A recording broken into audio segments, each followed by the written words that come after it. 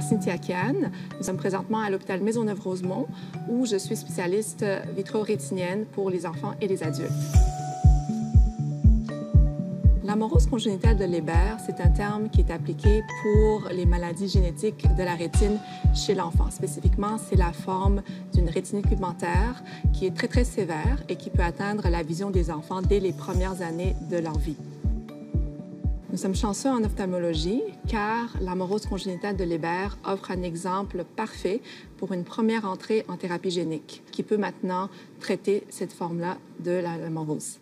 Dans la forme RPE65 de l'amorose congénitale, il y a une protéine essentielle à la vision qui est manquante dans cette maladie. Et la thérapie génique consiste à livrer une copie fonctionnelle de ce gène vers la rétine pour à nouveau reprendre le cycle visuel, ce qui va permettre à la machinerie, si vous voulez, de la vision de reprendre et de redonner vision. L'amorose congénitale de Leber et la thérapie génique, c'était une première, non seulement en ophtalmologie, mais en médecine, parce que c'était le premier traitement de thérapie génique qui a été découvert qui corrige le problème ou la faute génétique à sa base.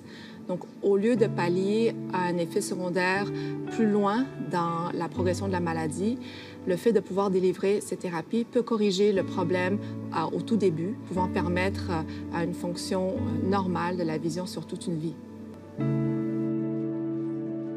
Nous espérons que non seulement toutes les formes de l'amorose congénitale de Leber, mais toutes les formes de rétinite pigmentaire pourront un jour profiter de cette technologie.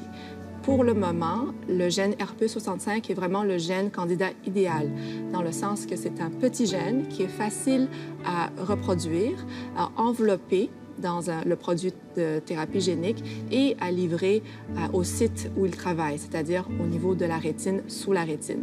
Et nous espérons que cette technologie-là va nous permettre de pouvoir l'appliquer vers d'autres mutations plus complexes, telles que des mutations multigéniques ou des gènes qui sont pour le moment encore trop grands pour être reproduits et enveloppés pour la livraison vers l'œil. Continuez à nous suivre sur Facebook, YouTube et Instagram. Pour du contenu original et l'horaire complet de nos émissions, visitez le amitélé.ca.